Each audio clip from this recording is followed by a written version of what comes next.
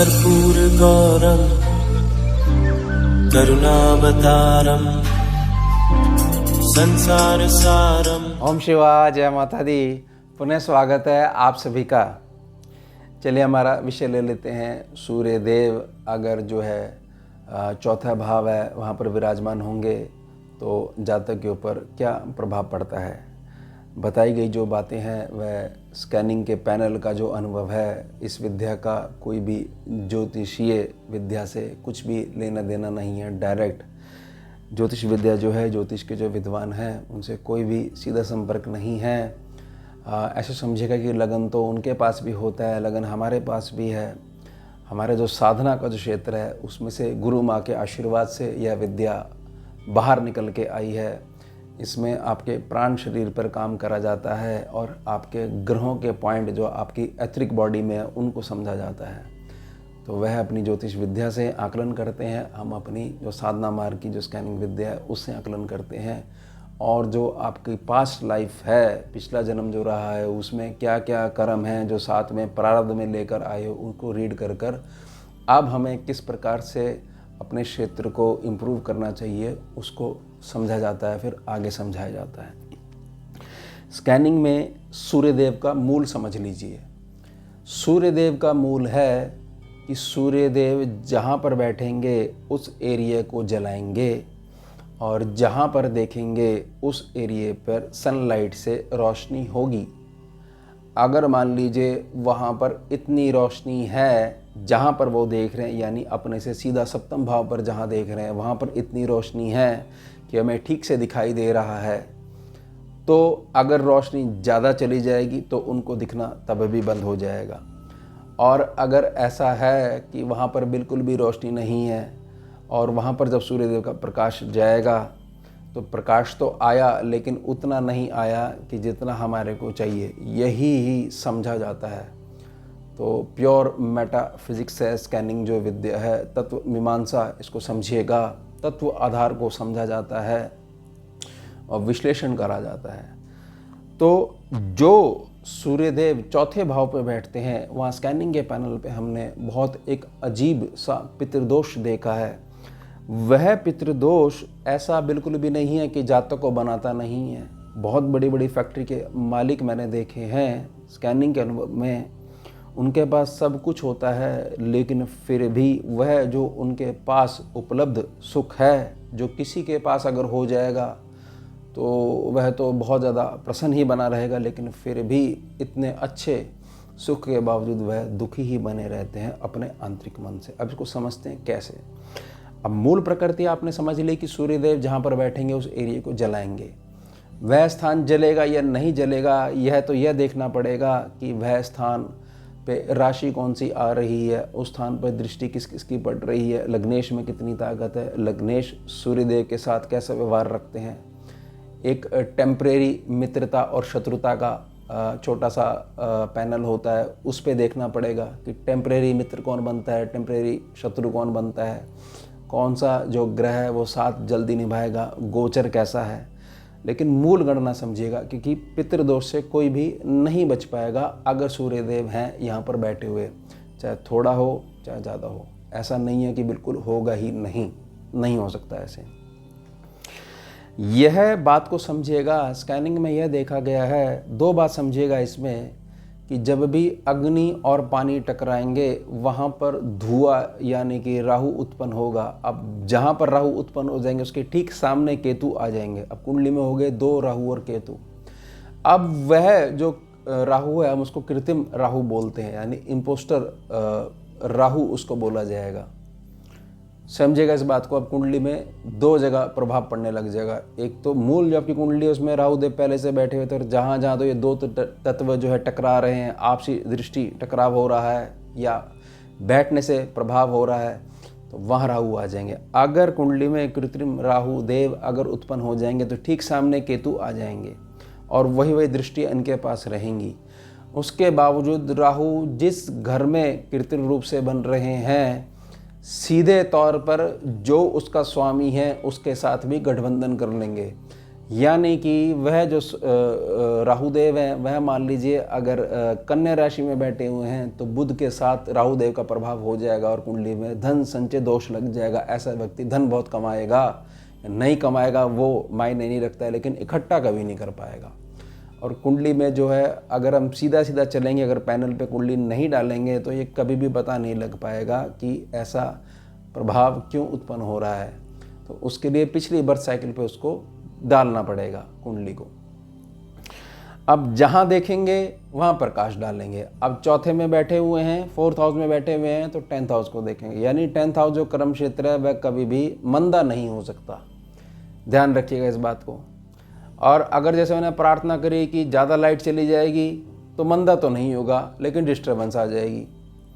और थोड़ी लाइट जा रही है तो काम चलता रहेगा, बंद नहीं होगा। तो यानी कि जो प्रॉपर फिल्टर लगा के इसकी लाइट को कंट्रोल करा जाएगा। ये फिल्टर लगते हैं फिर आगे कि भाई नेचुरल लाइट ये आ रही है, अब हम किसी माध्यम से ये जो स्थान पे जो प्रकाश है इसको परावर्तित करें।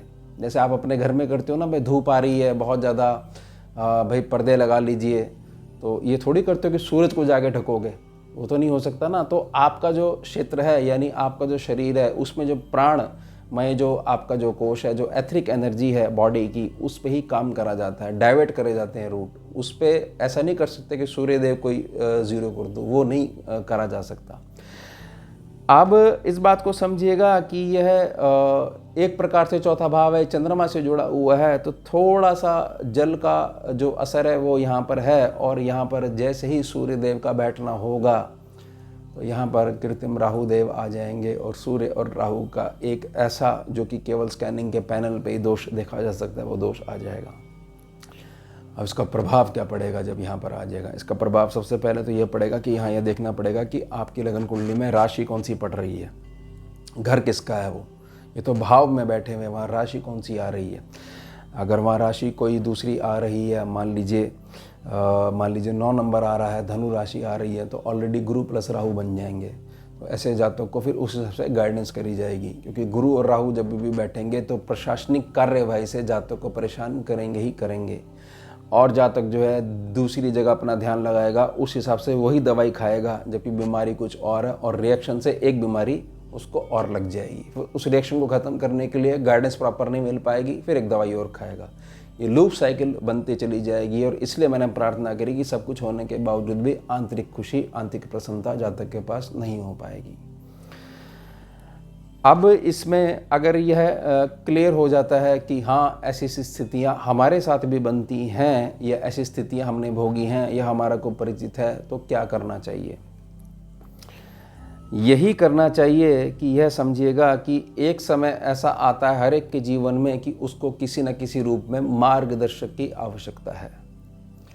आपका जो भी स्थान है जहाँ स्थितियाँ ऐसी बनी हुई हैं, मान लीजिए आपका घर है, आपका व्यापार का स्थान है, मान लीजिए आप जॉब करते हैं और घर पे आप आते हैं, जॉब वाले एरिया में तो पॉसिबल नहीं होगा। तो यहाँ पर जो गुरु का जो ज्ञान का प्रकाश है, आपको उसको लेके आना है। यानी कि किसी न किसी रूप में आपने आध्यात्मिक जो क्षेत्र है उससे जुड़ जाना है। अगर कुछ भी बिल्कुल आपको क्लियर नहीं हो रहा है या ऐसा है कि बहुत ज़्यादा आप परेशान हो चुके हो या बहुत ज़्यादा धोखा देख चुके हो, तो छोटी सी प्रार्थना करूँगा। महादेव यानी भोलेनाथ शिव, जब कोई नहीं था तब भी वो थे और जब कोई नहीं रहेगा तब भी वो होंगे। भगवान का जो गुरु रूप है यानी श्री दक्षिणामूर्ति शिव, आप मानसिक रूप से उनको गुरु मानते हुए केवल शिव नाम का जाप करना शुरू कर दो। यह कोई मंत्र नहीं है, ईश्वर का नाम है, इसके लिए कुछ भी तैयारी करने की ज़रूरत नहीं है। जैसे आप सांस हर जगह ले रहे हो, कोई नियम नहीं है ना कि अगर नहाओगे नहीं तो श्वास नहीं आएगी, धोगे नहीं तो श्वास नहीं आएगी, इतने बजे नहीं उठोगे तो श्वास नहीं आएगी। श्वास तो चलती रहती है। तो उस हिसाब से एक अजपा जब जोड़ लीजिए। मैं बहुत ज़्यादा आपको विश्वास दिलाता हूँ और प्रार्थना करता हूँ कि अगर आपका चौथे भाव का सूर्यदेव है तो पितृदोष लगेगा ही लगेगा। केवल स्कैनिंग के अनुभव में, स्कैनिंग के पैनल में यह भी समझाना पड़ेगा कि पितृदोष की जो परिभाषा वह क्या है। जो आप आज तक समझते आ रहे हो वही समझते आ रहे हो जो आज तक आपने देखा और सुना है। स्कैनिंग विद्या केवल गुरु माने अपने बच्चों को ही सुरक्षित करी हुई है, इसलिए विद्या किसी और के पास है ही नहीं। तो इसलिए मैं प्रार्थना कर रहा हूँ कि बहुत सरल उपाय है। जैसे ही सूर्यदेव को डायरेक्शन मिलेगी तो सूर्यदेव ऑटोमेटिकली यह आसानी से अपनी लाइट को मोड़ पाएंगे, और वहाँ पर जो टकराव हो रहा है दो तत्वों का, जल का और अग्नि का, वह टकराव के बीच में कृत्रिम बुध देव आकर बैठ जाएंगे। और बुध देव की मूल प्रकृति है कि वो स्पंज की तरह काम करते हैं। दो तत्वों का टकराव हो रहा है, वहाँ पर प्लेसमेंट हो जाएगी। या ऐसा हो जाएगा शिव नाम लेने से कोई मार्गदर्शक है, उसके संपर्क में आप आ जाओगे। वही अभी तक जो ज्ञान का प्रकाश नहीं मिल रहा था, गाइडेंस नहीं मिल रही थी, किस दिशा की तरफ हमें जाना चाहिए, परेशान बहुत हो चुके हैं, सब कुछ है फिर भी कुछ समझ में नहीं आ रहा है, बहुत पैसा खर्च कर लिया, तो वो व्यक्ति आपके जीवन में आ जाएगा और थोड़े से ही दिनों में आपको वो मार्ग मिलने लग जाएगा। यह भी देखा गया कि यहाँ पर बहुत ज़्यादा प्रभाव यह रहता है कि इस परिवार में अगर जातक मुखिया है, घर का बुजुर्ग है और उसकी कुंडली में स्थिति बनी हुई है, तो बच्चों की शादियाँ, थोड़ा सा मैंने अनुभव देखा है, जनरल कैलकुलेशन के आधार पर बहुत ज़्यादा लेट होती हैं। बच्चा जो है आपका उसमें बहुत ज़्यादा गुण है, गुणी बच्चा है, फिर भी सामने वाला आता है पूर्ण तैयारी के साथ आता है, ऐसे फ़ोन पे बात करके आता है, ऐसे किसी के संपर्क से आता है, बिल्कुल जो है रिश्ता पक्का करके जाएगा, और पता नहीं उसको क्या हो जाता है, कोई कमी नहीं है आपके बच्चे, फिर भी मना करके चला जाता है। ध्यान रखिएगा इस बात का। और जो आपका बच्चा जो है वह अपने कैरियर के लिए बहुत ज़्यादा संघर्ष करता है, आपके ऊपर फ़र्क तो पड़ता ही पड़ता है, लेकिन जो आपका सुख स्थान है, जहाँ से आपको सुख मिल रहा है, तो पूर्ण एक प्रकार से आपका जो परिवार है उस पर फ़र्क पड़ने लग जाता है। तो प्रार्थना रहेगी, बिल्कुल छोटा सा उपाय है, शिव नाम लीजिए, या ऐसा है किसी भी आपको गुरु मार्गदर्शन में कोई भी मंत्र प्राप्त है तो उसको अजपा जप में जरूर करा करिए, ध्यान रखिएगा। तो ये हो गया हमारा विषय, सूर्यदेव जो है चौथे भाव से संबंध होंगे तो क्या प्रभाव जातक के ऊपर पड़ता है। अब मिलते हैं आपसे अगले भाग में नए विषय के साथ। जुड़िए और जोड़िए। ओम शिवा जय भुजगेन्द्रहारं कर्पूरगौरं करुणावतारं